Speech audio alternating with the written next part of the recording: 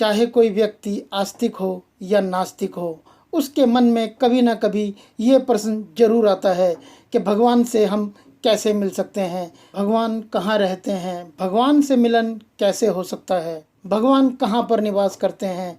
तो यदि आप भी जानना चाहते हैं कि आप भगवान से मिलन कैसे कर सकते हैं, तो आप इस वीडियो को अंत तक जरूर देखिए। आपको इस वीडियो के अंत में पता चल जाएगा कि भगवान कहाँ रहते हैं, कैसे आप पता कर सकते हैं कि भगवान कब और कहाँ और कैसे मिलते हैं, आप भगवान से मिलन कैसे कर सकते हैं।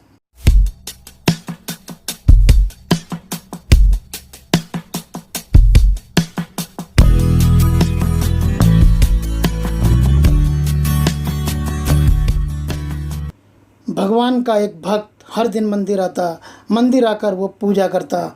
चाहे आंधी आए, तूफान आए या कुछ भी हो जाए, वो मंदिर आना कभी नहीं भूलता था। लेकिन उसके मन में मंदिर आते समय एक ही सवाल रहता था कि मैं रोज़ मंदिर आता हूँ लेकिन मुझे भगवान कभी नहीं मिलते हैं, मेरा कभी भगवान से मिलन नहीं हुआ, न जाने भगवान कहाँ रहते हैं। कभी कभी उसके मन में ऐसा भी ख्याल आता कि शायद भगवान होते ही नहीं हैं। एक बार मंदिर से लौटते वक्त उस व्यक्ति को एक बहुत बड़े संत मिले। उन संत से उस व्यक्ति ने कहा कि मुझे पूरा जीवन हो गया है मंदिर में दर्शन के लिए आते हुए, लेकिन मुझे आज तक भगवान के दर्शन नहीं हुए। मैं भगवान से मिलना चाहता हूँ लेकिन मेरा भगवान से कभी मिलन नहीं हुआ। तो आप मुझे बताइए कि भगवान कहाँ मिलेंगे, भगवान कैसे मिलेंगे, भगवान कहाँ पर और कब और कैसे निवास करते हैं, मैं भगवान से मिलन कैसे कर सकता हूँ। अब संत अंतर्यामी थे, संत समझ चुके थे कि ये व्यक्ति भगवान में आस्था तो रखता है लेकिन भगवान को मानता नहीं है, भगवान को जानता नहीं है। इसे मालूम नहीं है कि भगवान कहाँ निवास करते हैं, कब भगवान कहाँ पर होते हैं, भगवान से मिलन कैसे हो सकता है। तभी उन संत के मन में उस व्यक्ति की परीक्षा लेने का ख्याल आया। संत ने सोचा कि मैं इस व्यक्ति को इसके तरीके से ही भगवान से मिला देता हूँ। संत ने उस व्यक्ति से कहा कि तुम एक बहुत अच्छे व्यक्ति हो, तुम रोज़ मंदिर आते हो, भगवान में आस्था रखते हो, लेकिन तुम ये विश्वास नहीं करते कि भगवान है या नहीं है, भगवान कहाँ रहते हैं, भगवान से तुम कैसे मिल सकते हो। तो चलो मैं तुम्हारा भगवान से मिलन करा देता हूँ, आओ मैं तुम्हें भगवान से मिला दूँ। व्यक्ति संत की बात सुनकर आश्चर्यचकित हुआ और संत की तरफ देखने लगा।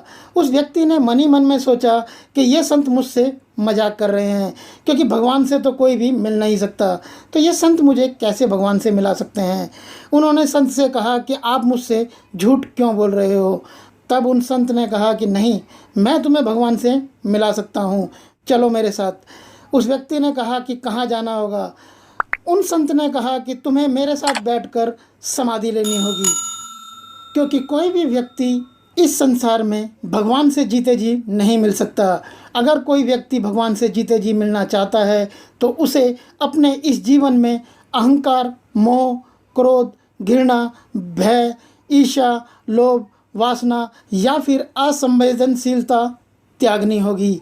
यदि तुम अपने जीवन में अहंकार, मोह, क्रोध, घृणा, भय, ईर्ष्या, लोभ, वासना, असंवेदनशीलता नहीं रखते हो, तुमने इनमें से कुछ भी कभी अपने जीवन में नहीं किया है, तो तुम जीते जी भगवान से मिल सकते हो। लेकिन इनमें से अगर कुछ भी तुम्हारे मन में कभी रहा है, तुमने इनमें से कुछ भी कभी किया है, तो तुम्हें भगवान से दूसरे तरीके से ही मिलन करना होगा, और वो तरीका है इस सांसारिक जीवन को त्याग देना। तो तुम मेरे साथ चलो और इस सांसारिक जीवन को त्याग दो और भगवान से मैं तुम्हारा मिलन करा देता हूँ। अब संत की इतनी बात सुनकर उस व्यक्ति के पैरों तले जमीन सरक गई। उस व्यक्ति ने कहा कि महाराज, मैं भगवान से मिलना तो चाहता हूँ, पर अभी मेरा बेटा छोटा है, तो अभी मैं चाहता हूँ कि मेरा बेटा कुछ और बड़ा हो जाए, तब मैं आपके साथ चलूँगा और भगवान से मिलन कर लूँगा। संत ने कहा कि ठीक है। बहुत समय के बाद वो संत फिर उस व्यक्ति के पास आए और उस व्यक्ति से बोले कि अब तो तुम्हारा बेटा बड़ा हो गया है, चलो अब तुम्हें भगवान से मिलवा देता हूँ। उस व्यक्ति ने कहा कि महाराज, अभी मेरे बेटे की सगाई हुई है, उसका विवाह हो जाने दो, घर में बहू आ जाने दो, उसके बाद मैं आपके साथ भगवान से मिलने चल पड़ूँगा। संत ने कहा कि जैसी तुम्हारी इच्छा। संत कुछ सालों के बाद फिर उस व्यक्ति के पास पहुँचे और उस व्यक्ति से कहा कि अब तुम्हारे घर में बहू भी आ चुकी है, तुम्हारा बेटा भी खुश है, बहू भी खुश है, दोनों का घर बस चुका है, अब तुम्हारे मन में कोई भी कामना नहीं रह गई है, तो चलो तुम्हें भगवान से मिलवा देता हूँ। परंतु वो व्यक्ति संत से बोला कि महाराज, मेरे मन में अभी एक कामना रह गई है। मेरी कामना ये है कि अभी मैंने अपने पोते का मुंह नहीं देखा है। मैं चाहता हूँ कि मैं अपने पोते का मुंह देख लूँ। जब मैं एक बार अपने पोते का मुंह देख लूँगा तो उसके बाद मैं भगवान से मिलने आपके साथ चल पड़ूँगा। संत ने कहा कि जैसी तुम्हारी इच्छा, मैं वापस आऊँगा और तुम्हारा भगवान से मिलन जरूर कराऊँगा। कुछ सालों के बाद संत फिर उस व्यक्ति के घर पर पहुँचे और संत को पता चला कि उस व्यक्ति की मृत्यु हो चुकी है और वो व्यक्ति अब दूसरे जन्म में बैल बन चुका है और बैल बनकर वो दूसरों का बोझा ढो रहा है। संत ने उस बैल के कान में कहा कि अब तो आप बैल हो गए हो, अब भी भगवान से मिलने की इच्छा है या नहीं? अगर इच्छा है तो चलो मैं तुम्हें भगवान से मिलवा देता हूँ। लेकिन उस व्यक्ति ने संत की बात को फिर से चतुराई के साथ काट दिया और संत से कहा कि महाराज, कि मैं अपने मालिक का वफादार हूँ। अगर मैं नहीं रहूँगा तो मेरा मालिक दूसरा बैल रख लेगा और दूसरा बैल खाएगा ज़्यादा और काम कम करेगा। इसका नुकसान मेरे मालिक को होगा। इसलिए अभी मैं चाहता हूँ कि जब तक मैं बैल के जीवन में हूँ और जब तक मैं जीवित हूँ तब तक मैं अपने मालिक की सेवा करता रहूँ। जब मैं मर जाऊँगा तब आप मुझे लेकर चलना और मुझे भगवान से मिलवा देना। संत ने कहा कि जैसी तुम्हारी इच्छा, मैं फिर वापस आऊँगा। अब कुछ सालों के बाद संत को पता चला कि उस बैल की मृत्यु हो गई है और उसने अगला जन्म कुत्ते का लिया है।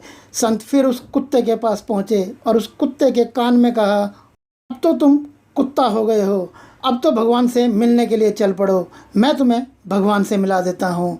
लेकिन कुत्ता बोला कि महाराज, आप देखते नहीं कि मेरे घर में एक बहू है जिसकी अभी अभी शादी हुई है।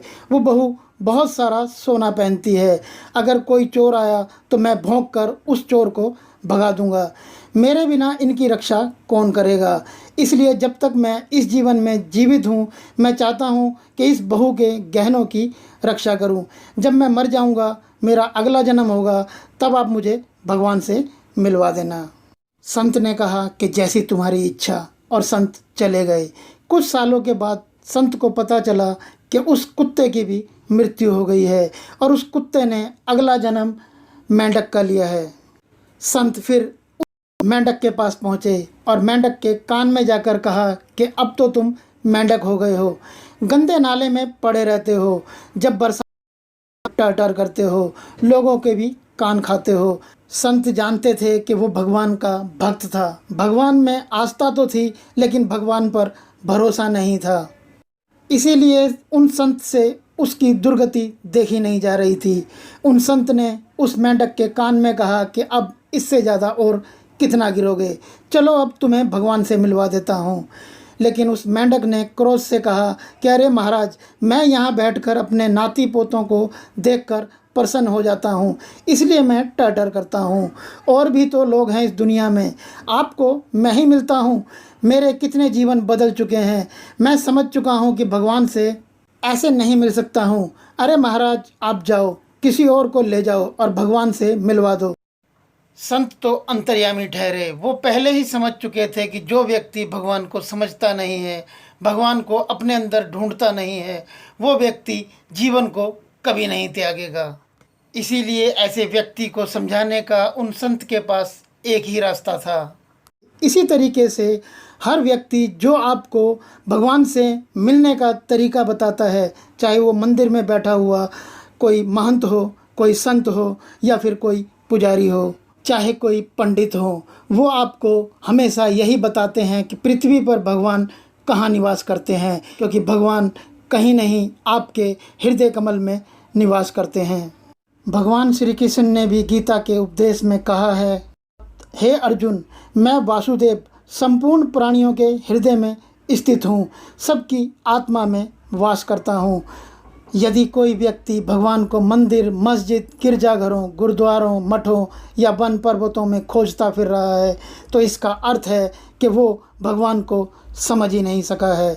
भगवान हमेशा तुम्हारे हृदय में वास करते हैं। अब आप कैसे जानेंगे कि भगवान किस वक्त कहाँ पर होते हैं? तो जब भी बिना किसी वजह आपका मन प्रसन्न होने लगे तो आप समझ जाना कि भगवान आपके आसपास हैं। जब भी आपको कभी भी लगे कि आपको किसी तरीके की कोई परेशानी नहीं है, आपको कोई गम नहीं है और आपकी आंखें नम हो जाएं, आपकी आंखों में आंसू आ जाए, तो समझ जाना कि भगवान तुम्हारे आसपास हैं। जब भी कभी देखो कि कहीं पर कई सारे लोग बैठे हैं और वहाँ पर भागवत गीता सुनाई जा रही है, तो समझ जाना कि वहाँ पर बैठे हुए हर व्यक्ति के पास भगवान खड़े हैं। हमारे पूरे वीडियो का आखिर में मतलब ये कि भगवान कहीं आपसे दूर नहीं हैं, भगवान हमेशा आपके आसपास हैं। आपको आज का हमारा ये वीडियो कैसा लगा हमें नीचे कमेंट कर ज़रूर बताएं। यदि आपको ये वीडियो पसंद आया हो तो इस वीडियो को लाइक करें, शेयर करें अपने दोस्तों के साथ व्हाट्सएप और फेसबुक पर। अगर अभी तक आपने इस चैनल को सब्सक्राइब नहीं किया था तो नीचे लाल वाले सब्सक्राइब के बटन को प्रेस कर चैनल को सब्सक्राइब कर लें। बराबर में बेल का आइकॉन है, उसे भी ज़रूर प्रेस करें ताकि जब भी इस चैनल पर कोई नया वीडियो अपलोड करें तो उसका नोटिफिकेशन आपको सबसे पहले मिल जाए। यदि आपने चैनल सब्सक्राइब किया हुआ है तो आपका बहुत बहुत धन्यवाद। फिर मिलते हैं आपसे नेक्स्ट वीडियो में, तब तक के लिए जय श्री कृष्णा।